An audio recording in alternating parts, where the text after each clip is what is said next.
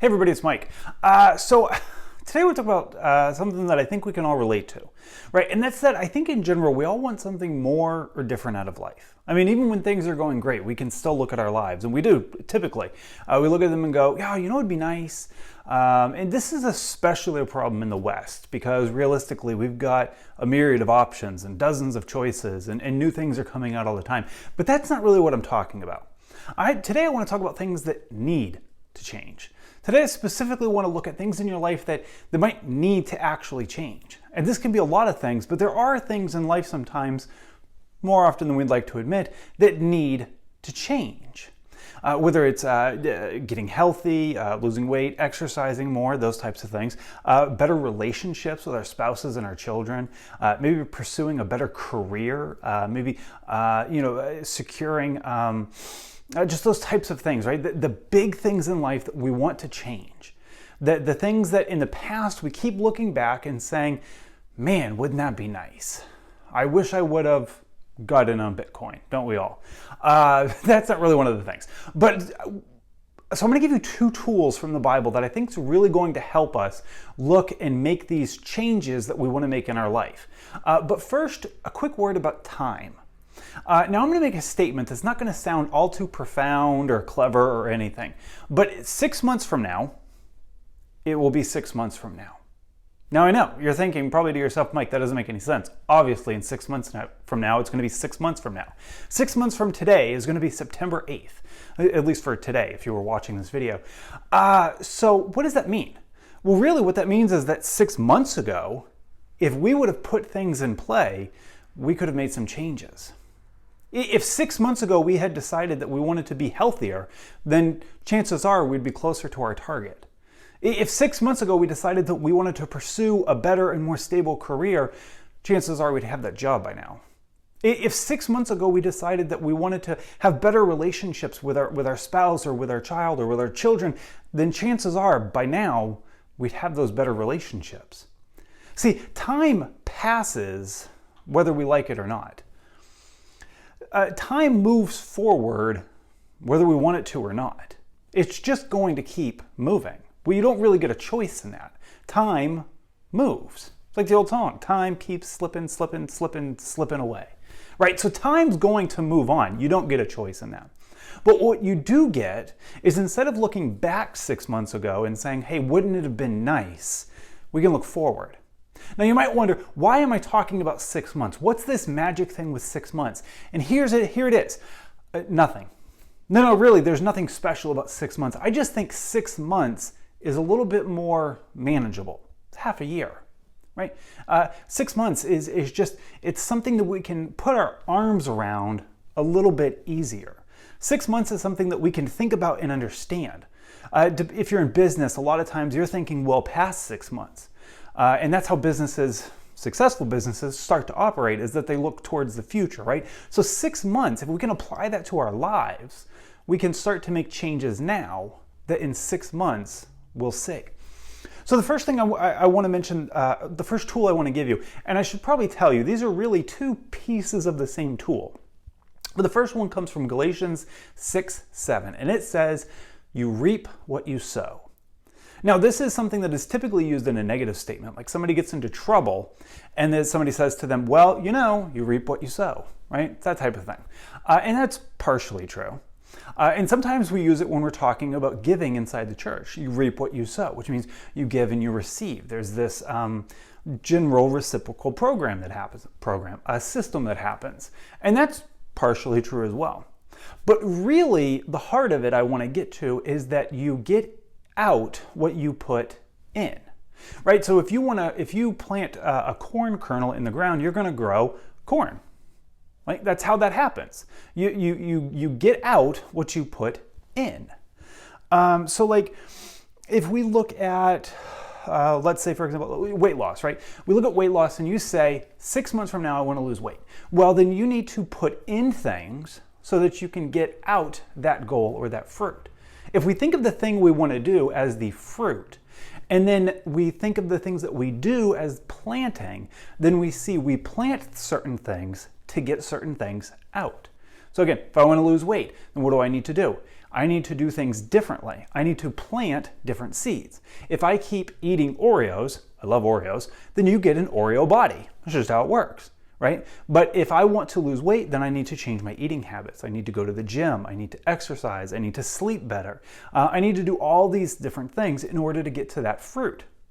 If I want a better relationship with my wife, then that's the fruit that I'm going to get, right? That's what I'm trying to reap. So what do I sow in order to reap that? I spend time with her. I put down my phone when we're talking. We go on date nights. We do these different things, right? Then I reap that benefit, that fruit of having a better relationship with her. If I want to have a better relationship with my daughter, then that's the fruit I want. I need to sow things to make that happen. Right? We get this concept. You reap what you sow. You get out what you put in. If you're ignoring your children, then the fruit you will get is children who ignore you. That's just how it works. We are too often we look around and we're surprised at what's happening to us in life and not understanding that by and large, we're getting out what we put in. Now I get it, there are times where that's not what happens and crazy things happen, but those are the exceptions to the rule, not the rule themselves. And if we live our life trying to think about what the exception is, then we're going to miss out on the principles that actually move us forward in life. So that's the first thing, is really simple. You get out what you put in. You reap what you sow. So if you want things to be different in 6 months from now, start sowing different things. The second tool, and this is again super basic, and you're going to think it's the same thing, but it's slightly different. It comes from Genesis 1:11, and it says that things reproduce after their own kind. God designed the world that things reproduce after their own kind. We look around and we can see this, right? Again, corn. Corn kernels make corn stalks. That's how it works. Humans make little humans. Some people call those babies. Dogs make dogs. Cats make cats. But here's the thing. Laughter makes laughter. Joy makes joy. Peace makes peace. All things reproduce after their own kind. Again, yes, there are exceptions, but those are the exceptions, not the rule. Things reproduce after their own kind. So what does this have to do with 6 months? Well, it's simple. If in 6 months you want to see something different, then now you start planting different seeds. Now, the fruit might be, again, weight loss. The fruit might be that. But in the meantime, the habits that you're changing now will reproduce after their own kind. If you want that better job in 6 months, then you start making changes to who you are now and how you do things. Those things will reproduce after their own kind. And it compounds and it starts this snowball effect where things change. It's just how it works, is we get out what we put in and things reproduce after their own kind.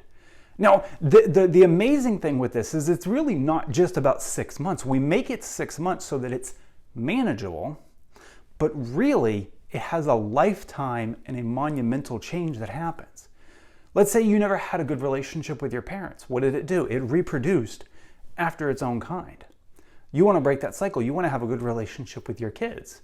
Well, you start planting different seed. You start doing things differently. Now you have a better relationship with your kids, but guess what? Now your kids will more than likely have a better relationship with their kids. You want to be healthier, so you make changes. That has a snowball effect into other areas of your life. Your spending habits change. You want to get a better job. That doesn't just change your work, that changes your home environment in life too. All these things that we do have these bigger effects because things reproduce after their own kind.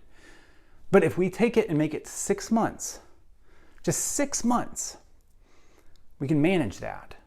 We can work with that. I would give you, you make whatever goals you want, right? I couldn't begin to tell you what your goals should be. But here's one that I want to put on you, or two, I guess, is be closer to God. Take some time over the next 6 months to make your goal to have a better relationship with Jesus. And it's simple. That's the fruit. So what do? Read your Bible.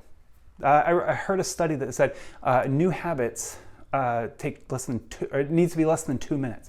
So sit down in the morning and read your Bible for 2 minutes and then pray for 2 minutes. And you'll see that starts to compound and build. and you're going to have a better relationship with God.